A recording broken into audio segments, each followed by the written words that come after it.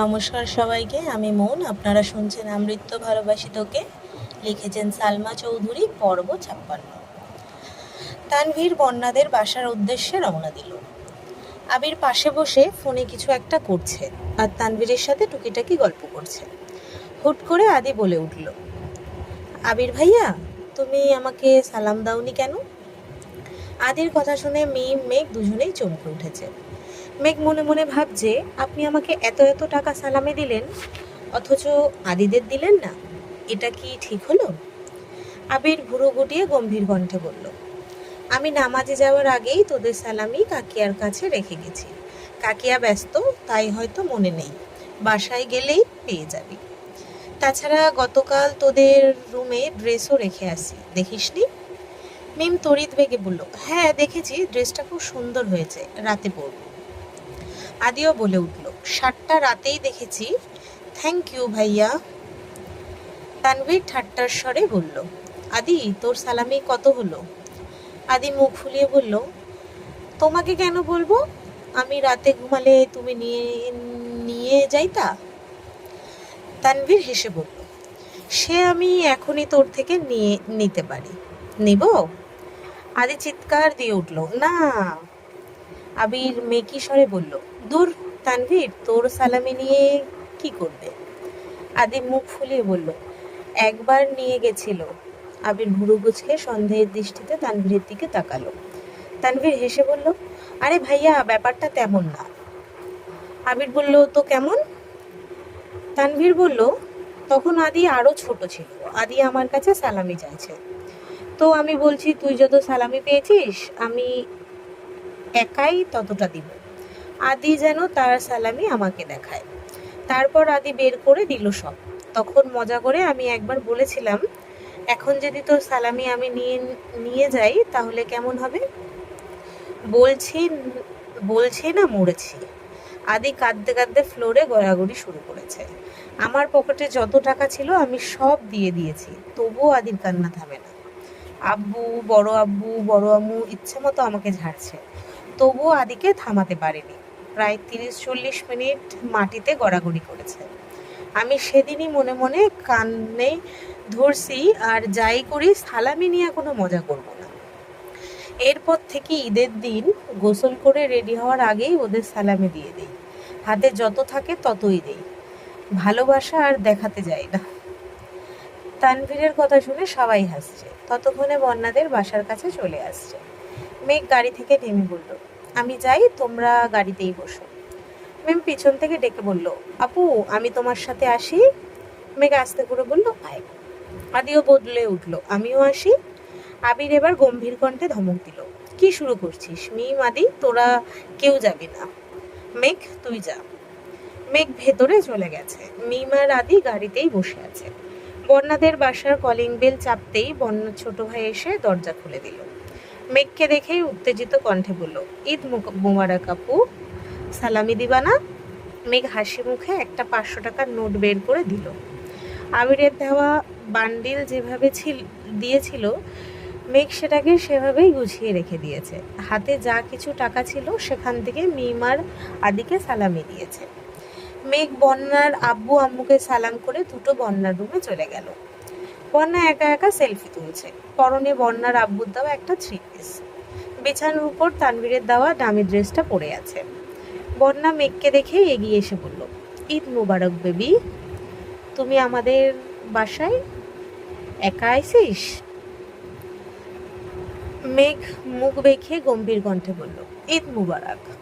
ঈদের দিন আমাকে একা বের হতে দিবে তোর মনে হয়? আবির ভাইয়া, মিম, আদি সবাই আসছে, ওরা নিচে গাড়িতে। বন্যা বলল, ওনাদের ভেতরে নিয়ে আসিসনি কেন? চল ওনাদের ডেকে নিয়ে আসি। মেঘ বলল, ওনাদের আসতে হবে না, তুই রেডি হ, তোকে নিয়ে ঘুরতে যাব। বন্যা বলল, আমি তোর ভাইদের সাথে কোথাও যাব না, সরি। মেঘ রাগী ভাব নিয়ে বলল, কেন? আমার ভাইরা কি বাঘ নাকি ভাল্লুক যে তোকে খেয়ে ফেলবে? চল, আর ওই ড্রেসটা পরে যাবি, আমি তোকে সুন্দর করে ছবি তুলে দিব, তারপর যা বলছিলাম তাই করব।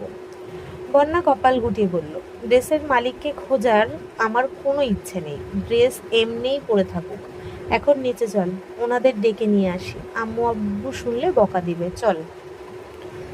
মেঘ বলল, ওনাদের ডাকতে পারি, তবে একটা শর্তে, তুই যদি বলিস তুই আমাদের সাথে ঘুরতে যাবি তবেই ওনাদের ডাকবো, আর ঘুরতে গেলে অবশ্যই এই ড্রেসটা পরে যেতে হবে। বন্যা বলল, আমি ওই ড্রেস পরতে পারবো না। মেঘ বলল, তাহলে আমিও চলে যাচ্ছি। যাওয়ার সময় কাঁদতে কাঁদতে আঙ্কেল আন্টিকে বিচার দিয়ে যাব যে তুই আমার সাথে খুব বাজে আচরণ করছিস আর তোদের বাসায় আসতে নিষেধ করছিস। বন্যা মেঘের হাত ধরে আটকে দিল, গম্ভীর কণ্ঠে বলল, এই ঢঙ্গি মেয়ে, আমি তোকে কখন কি বললাম? মেঘ দাঁত কেলিয়ে হেসে বলল, তুই বলিসনি, তবে আমি ঠিকই বলবো। আমি ভাইয়াদের বলে তোদের বাসা পর্যন্ত নিয়ে আসলাম, আর তুই আমাদের সাথে যেতে রাজি হচ্ছিস না? তুই এত নিষ্ঠুর বন্যা। বন্যা বলল, হয়েছে হয়েছে, আর ঢং করতে হবে না, আমি যাব। শান্তি, এখন চল ওনাদের বাসায় নিয়ে আসি। মেঘ হাসি মুখে বলল, তোকে যেতে হবে না, তুই ওই ড্রেসটা পরে তাড়াতাড়ি রেডি হ, আমি নিয়ে আসছি ওনাদের। মেঘ চল জলদি নেমে আসলো। মেঘের ভাই বোন বাহিরে আছে শুনে বন্যার ছোট ভাই ওদের এগিয়ে আনতে গেল। মিম আদি দ্রুত বেরিয়ে গেছে। তানভীর গুরুভার কণ্ঠে বলল, ও রেডি হয়ে চলে আসলেই তো হতো, আমাদের ভেতরে যাওয়ার কি দরকার ছিল? আবির গাড়ির দরজা খুলতে খুলতে বলল, তোর একমাত্র শালা তোকে নিতে আসছে, যাবি না? শ্বশুর শাশুড়িকে সালাম করতে হবে না? তানভীর দুর্বল কণ্ঠে বলে উঠল, ওদের বাসায় যেতে আমার অস্বস্তি লাগে। আবির বলল, শ্বশুর বাড়িতে গেলে সব ছেলেদেরই এমন লাগে, এসব কোনো বিষয় না, চল। মেঘ মিবরা অনেকটা সামনে চলে গেছে। আবির আর তানভীর পেছনে বিড়বিড় করতে করতে যাচ্ছে। বাসায় ঢুকতেই সবাই বন্যার আব্বু আম্মুকে সালাম দিল। বন্যার বড় আপুর টুকিটাকি কথা বলে সবাই খাবার টেবিলে বসতে বলল। মেঘ বারবার বলে দিয়েছে যেন অল্প করে নাস্তা দেওয়া হয়, কারণ কিছুক্ষণ আগেই ফপ্পিদের বাসা থেকে খেয়ে আসছে তারা। বন্যার বসার নাস্তা প্রায় শেষ দিকে। এমন সময় বন্যা রেডি হয়ে উপর থেকে নামছে। তানভীরের দেওয়া খয়েরি রঙের ড্রেসটাতে বন্যাকে অসম্ভব সুন্দর লাগছে। সাথে হিজাব পরেছে, হাতে সিম্পল একটা পার্স, ঠোঁটে লাল লিপস্টিক আর মুখে হালকা মেকআপে বন্যাকে আজ অপরূপ লাগছে। হঠাৎ বন্যাকে নামতে দেখে তানভীরের গলার খাবার আটকে গেছে। বিস্ময় সমেত তাকিয়ে আছে বন্যার দিকে, ঢোক গিলতে পারছে না। তানভীরের অবস্থা বুঝতে পেরে আবির তাড়াতাড়ি এক গ্লাস পানি এগিয়ে দিল। তানভীরের হৃদস্পন্দন বাহিরের থেকে শোনা যাচ্ছে।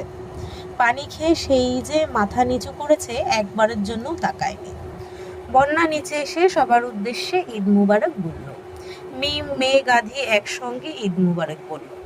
তানভীর কোনো রকমে প্লেটের নাস্তা শেষ করেই উঠে পড়েছে। এর মধ্যে সবার খাওয়া প্রায় শেষ।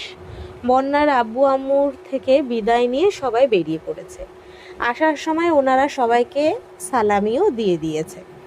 আবির ইশারা দিতেই তানভীর বন্যার ছোট ভাইকে সালামি দিতে গেল, কিন্তু সে কিছুতেই নেবে না। মেঘের সাথে সে যতটা ফ্রি, তানভীরের সাথে তেমন না, তাই সে নিতে চাচ্ছে না। তানভীর জোরাজোরি করেই সালামি দিয়ে আসছে। তানভীর বেরিয়ে এসে বন্যার দিকে এক পলক তাকালো। সহসা দু চোখ আটকে গেছে। নিজে পছন্দ করে কেনা ড্রেস যখন প্রিয়জন পরে, তখন মনে অন্যরকম প্রশান্তি কাজ করে। তানভীর মুগ্ধ নয়নে বন্যার দিকে তাকিয়ে আছে। বুকের ভেতরের ভূকম্পন কোনো মতেই সামাল দিতে পারছে না। আবির এগিয়ে এসে বলল, চাবিটা দে, গাড়ি আমি চালাচ্ছি।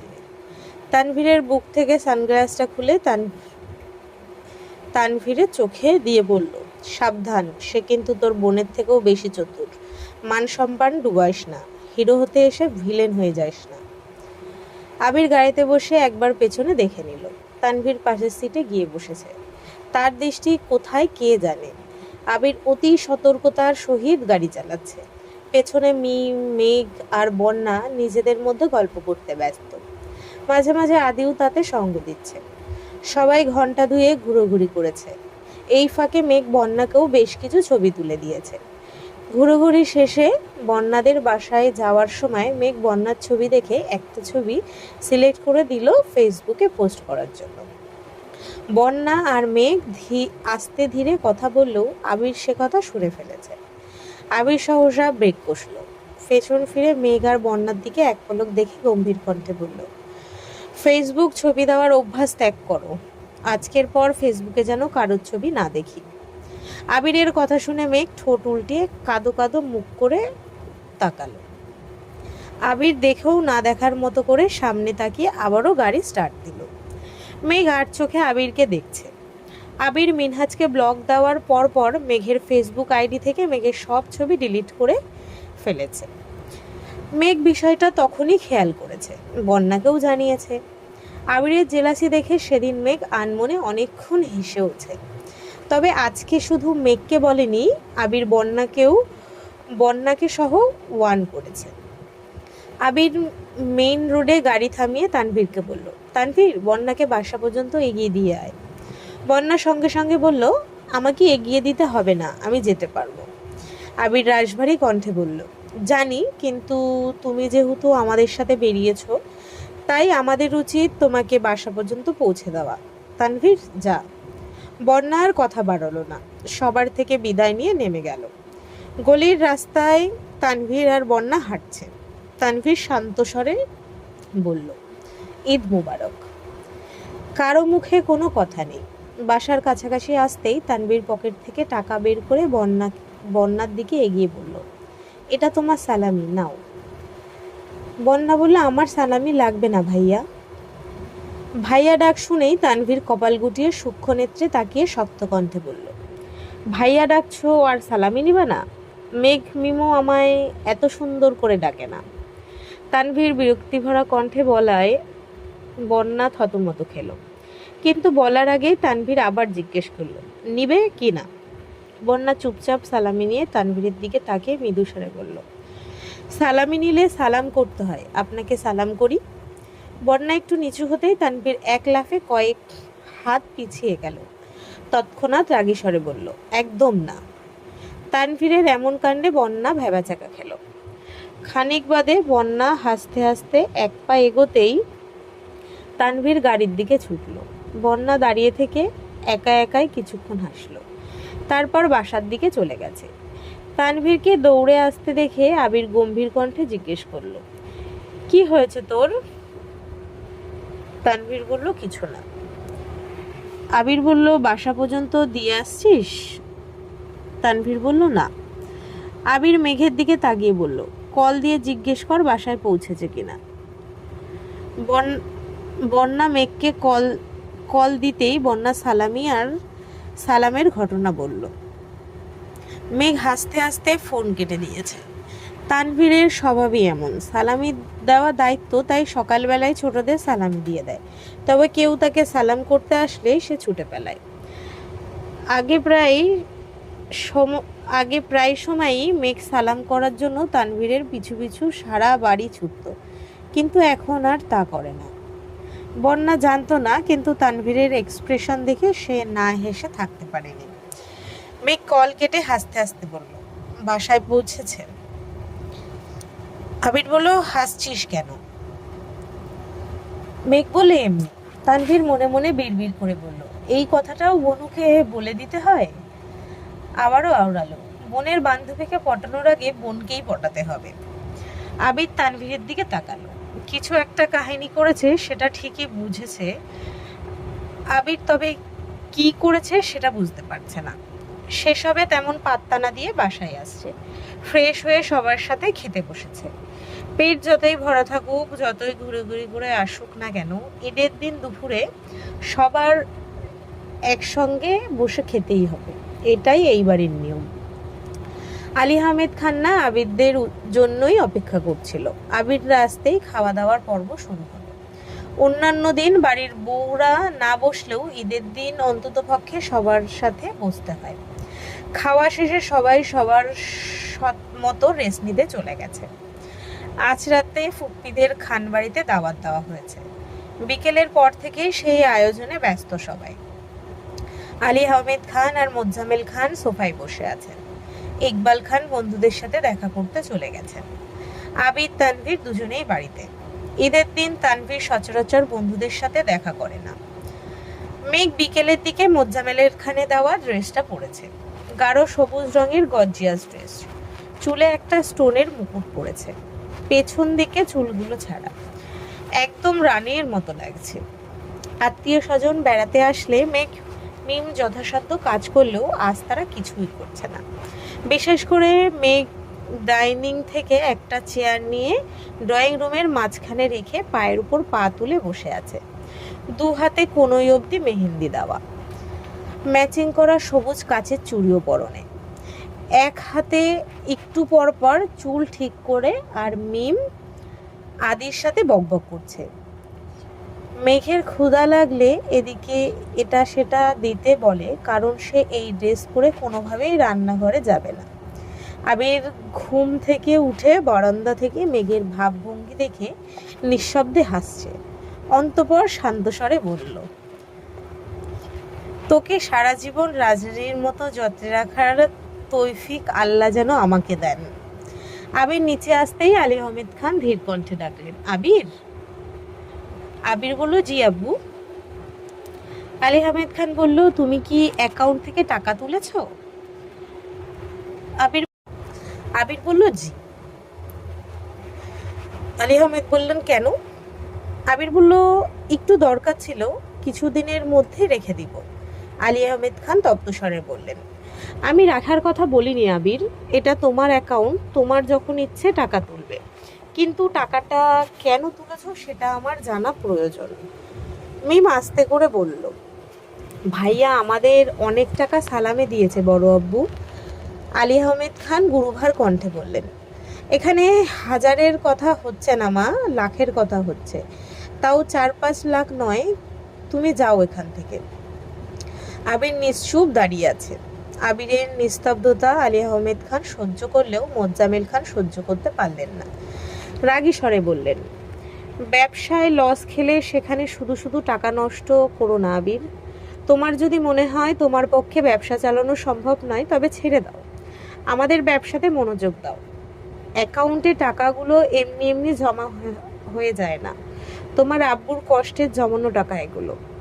আবির দু আঙুলে কপালে হাত রেখে মেঘের দিকে তাকালো, মনে মনে বিড়বিড় করে বলল, তোকে পাওয়ার জন্য আর কত বকা আমায় খেতে হবে সেটা একমাত্র আল্লাহই ভালো জানেন।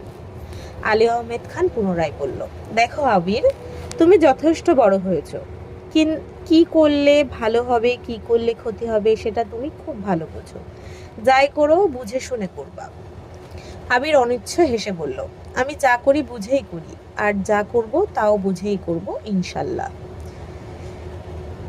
আবির রান্নাঘরের দিকে চলে গেছে। মোজাম্মেল খান রাগী স্বরে বললেন, ভাইজান, এই ছেলে সত্যি তোমার তো, নাকি কোথা থেকে তুলে আনছিলাম? এমন ঘাটতারামি করতে আমি আজ পর্যন্ত তোমাকেও দেখিনি। আলী আহমেদ খান মজলিল হেসে বললেন, তুই আবিরকে রাগিয়ে দেশ বলেই এমন করে। আরও তুলো মাথায়। আজ নিজের অ্যাকাউন্ট থেকে টাকা তুলেছে, কাল তোমার অ্যাকাউন্ট থেকে তুলবে, পরশু আমার অ্যাকাউন্ট থেকে তুলবে, তখনও কিছু বলবা না। আলী আহমেদ খান হেসে বললেন, আমার অ্যাকাউন্ট থেকে তুললেও তোর অ্যাকাউন্ট থেকে তোলার সাহস হবে না। তানভীর সিঁড়ি দিয়ে নামতে নামতে মনে মনে বলল, আব্বু, তোমার অ্যাকাউন্ট থেকে টাকা নিয়ে ভাইয়া কি করবে? তুমি যার নামে টাকা জমাচ্ছ সেই তো ভাইয়ার। রাতে ফুপ্পিরা এসে খাওয়া দাওয়া করে গেছে। আগামীকাল বিকেলে রাকিবের গায়ে হলুদ। খুব বড় অনুষ্ঠান না করলেও কাছের মানুষ, আত্মীয় স্বজনরা থাকবে। জান্নাতের শ্বশুরবাড়ির সবাই আগামীকাল দুপুর দিকেই রাকিবদের বাসায় চলে যাবে। এদিকে মেঘ আর মিমকে পাঠানোর জন্য জান্নাত আইরিন দুজনেই খুব রিকোয়েস্ট করেছে।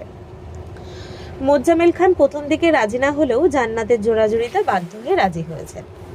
আজ সকালে খাবার টেবিলে সবাই উপস্থিত হতেই মোজাম্মেল খান নীরবতা ভেঙে বললেন, তানভীর, আবির, আজ বিকেলে তোমরা বাসায় থেকো। আবির ভুরু কুঁচকে বলল, আমাদের দুপুরের পরে রাকিবের বাসায় যেতে হবে। কেন চাচ্ছু? মোজাম্মেল খান বলল, আমার এক বন্ধু আসবে, তার ছেলেও আসবে। আবির স্বাভাবিক ভঙ্গিতে বলল, আসলে আসলে আসবে, আমাকে থাকতে হবে কেন? মোজাম্মেল খান বলল, আসলে ওনারা মেঘকে দেখতে আসবে, যদি পছন্দ হয় তাহলে কথা আগাবো। মোজাম্মেল খানের কথায় আবির যেন আকাশ থেকে পড়েছে। তানভীর বসা থেকে দাঁড়িয়ে বলল, বনুকে দেখতে আসবে মানে কিসের দেখা দেখি? মেঘের মনের ভেতর কালবৈশাখী ঝড় শুরু হয়ে গেছে। আব্বু কি বলছেন? ছেলে দেখতে আসবে মানে বিয়ে?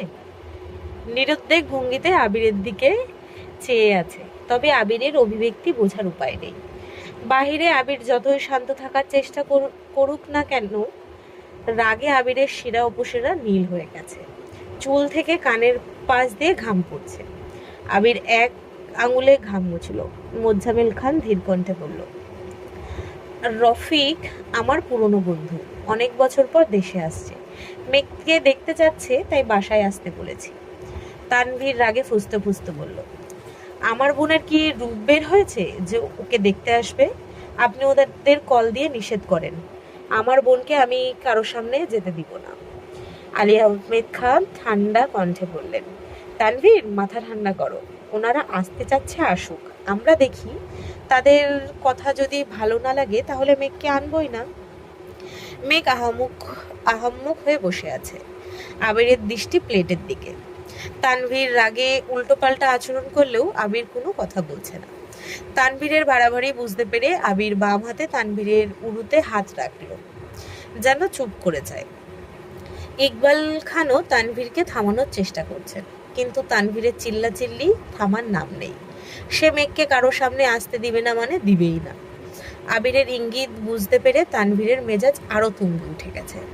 তানভীর ভেবেছিল আবির তার আব্বুকে কিছু বলবে, কিন্তু আবির উল্টো তানভীরকে থামতে বলছে। তানভীর রাগে ভাতের প্লেট ধাক্কা মেরে উঠে চলে যাচ্ছে। সবার দৃষ্টি তানভীরের দিকে। ইকবাল খান ভারী কণ্ঠে বললেন, খাবারটা? তানভীর রাগে ফুসতে ফুসতে উপরে চলে গেছে। তিন ভাই টুকিটাকি আলাপ করছে। আবির কোনো দিকে না তাকিয়ে প্লেটের খাবার শেষ করেই উঠে গেছে। ওঠার সময় মেঘের চোখে চোখ পড়ল। মেঘের চোখ ছলছল করছে, গভীর দৃষ্টিতে আবিরকে দেখছে, হয়তো আবিরের মন বোঝার চেষ্টা করছে। আবির সহসা চোখ সরিয়ে চলে গেছে। টানা 2-3 ঘন্টা তানভীরের ডাকার পরও তানভীর দরজা খুলছে না। এদিকে মেঘ রুমে শুয়ে শুয়ে কান্না করছে। মিম মেঘের পাশে বসে মেঘকে বোঝানোর চেষ্টা করছে। আবির ছাদে দাঁড়িয়ে আছে। দুপুরের দিকে তানভীর রুম থেকে বেরিয়ে ফোঁস ফোঁস করে সোজা ছাদে গেল। তানভীরকে দেখে আবির নিঃশব্দে হেসে এগিয়ে আসলো। আবিরের হাসি দেখে তানভীর রাগে কটমট করে বলল, তুমি আমার বোনকে বিয়ে করবা নাকি করবা না? আবির তানভীরকে আলতোভাবে জড়িয়ে ধরে পিঠে আস্তে আস্তে করে চাপড় মেরে বলল, এত মাথা গরম করলে কিভাবে হবে ভাই? তুই তো জানিস তোর বোনকে ছাড়া আমি চোখে ঝাপসা দেখি। তানভীর বলল, আব্বু এসব কি শুরু করেছে? তুমি কিছু বলনি কেন? আবির বলল, তোর বাপের কাছে আমি বহু বছরের জেল খাটা আসামি। আমি যাই বলতে যাব উনি তার উল্টো মিনিং বার করবে, তার থেকে চুপ থাকাই শ্রেয়। তানভীর বলল, তার মানে বিকেলে তারা বনুকে দেখতে আসবে? আবির ঠোঁট বেঁকিয়ে হেসে বলল, বাসায় কে আসলো কে গেল তাতে আমার মাথা ব্যথা নেই, তবে আমার সম্পত্তির দিকে নজর দিতে গেলে আগে আমার সাথে তাকে বসতে হবে। তানভীর ভ্রু কুঁচকে তাকিয়ে আছে। আবির পকেট থেকে ফোন বের করে তানভীরকে একটা ছবি দেখালো। তানভীর ছবি দেখে মুচকি হেসে বলল, সাব্বাস, তুমি আমার বোনের যোগ্য পাত্র। আবির মেকিসরে বলল, তোর বোনকে বলিস যেন সাজুগুজু করে থাকে। তানভীর বলল, কার জন্য? আবির বলল, আমার জন্য। তানভীর ভ্রু কুঁচকে বলল, ঠিক আছে বলবো, এখন ফ্রেশ হয়ে তাড়াতাড়ি নিচে আসো, নাটক দেখতে হবে। আবির বলল, তুই যা, আমি আসছি। আবির আর তানভীর আজ সারাদিন বাসায়। তানভীর সোফায় বসে ফোনে গেম খেলছে। মেঘকে তানভীর সাজানোর জন্য বলেছে। মেঘ সাজা তো দূর চুল এলোমেলো করে পাগলের মতো রুমে শুয়ে আছে। আবিরের উপর রাগে মেঘের গা জ্বলছে। কিছুক্ষণের মধ্যে আবিরও নিচে আসলো। দুই ভাই পাঞ্জাবি পরে একবারে পরিপাটি হয়ে বসেছে। তানভীরের দেখা দেখি আবিরও ফোনে গেম খেলায় মনোযোগ দিল। মোজাম্মেল খান রুম থেকে বের হতেই তানভীর জিজ্ঞেস করলো, আপনার মেহমান কখন আসবে? আমরা কতক্ষণ যাবত অপেক্ষা করছি? মোজাম্মেল খান চোখ সরু করে দুজনকে দেখল। হালিমা খানের দিকে তাকিয়ে চোখের ইশারায় কিছু জানতে চাইল, কিন্তু উনিও ঠিক বুঝতে পারছেন না কিছু। ইকবাল খান এসে আবিরের পাশে বসলেন। এর মধ্যে আলী আহমেদ খান রেডি হয়ে রুম থেকে বেরিয়ে জিজ্ঞেস করলেন, ওনারা এখনো আসলো না? সবাই টেনশন করছে, এদিকে আবির তানভীর মনোযোগ ফোনে। মালিয়া খান আবিরদের কাছে এগিয়ে এসে রাগী স্বরে বললেন, কোথায় এগিয়ে গিয়ে তাদের নিয়ে আসবি তা না, তোরা ঘরে বসে খেলছিস। আবির উদাসীন কণ্ঠে জিজ্ঞেস করলো, আমরা ওনাদের জন্য ঠিক কোথায় গিয়ে অপেক্ষা করব আম্মু? মোজাম্মেল খান রাশভারী কণ্ঠে বললেন, যেতে হবে না কোথাও, আমি আগে কল দিয়ে দেখি। তানভীর ভাব নিয়ে বলল, ঠিক আছে। মোজাম্মেল খান পরপর 3 বার কল দেওয়ার পর রিসিভ করল। মোজাম্মেল খান মিষ্টি করে হেসে জিজ্ঞেস করলেন, তোমরা কখন আসবে? আমরা তোমাদের জন্য অপেক্ষা করছি। অপর সাইড থেকে উঠতে এলেও, আমরা আজ আসতে পারবো না বন্ধু, জরুরি কাজে আটকে গেছি। মোজাম্মেল খান জিজ্ঞেস করলেন, কবে আসবে তাহলে? উনি বলল, বলতে পারছি না, খুব শীঘ্রই আমেরিকা ফিরতে হবে আমাদের। তোমার সাথে পরে কথা হবে। আল্লাহ হাফিজ। কল কাটতেই তানভীর আবির দিকে তাকিয়ে মৃদু হাসল। আবিরের ওষ্ঠধায় কিছুটা প্রশস্ত হলো। সহসা আবির স্বাভাবিক ভঙ্গিতে জিজ্ঞেস করলো, ওনাদের আনতে কোথায় যেতে হবে? মোজাম্মেল খান সন্দেহের দৃষ্টিতে আবির আর তানভীর দিকে তাকিয়ে আছে। তাদের ব্যবহার খুব অদ্ভুত। এদিকে রফিক সাহেবরাও আসবেন না। মোজাম্মেল খান কিছুক্ষণ ভেবে গুরুতর কণ্ঠে বললেন, তোমরা যে যার কাজে যেতে পারো।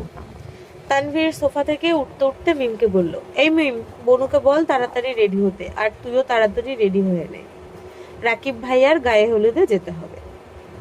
আলী আহমেদ খান আস্তে করে বললেন, রাতে থাকার দরকার নেই, প্রোগ্রাম শেষ হলে বাসায় চলে এসো। তানভীর বলল, আচ্ছা। আবির কিছুক্ষণ আগে বেরিয়েছে, প্রয়োজনীয় কিছু জিনিস কিনে রাস্তায় অপেক্ষা করছে।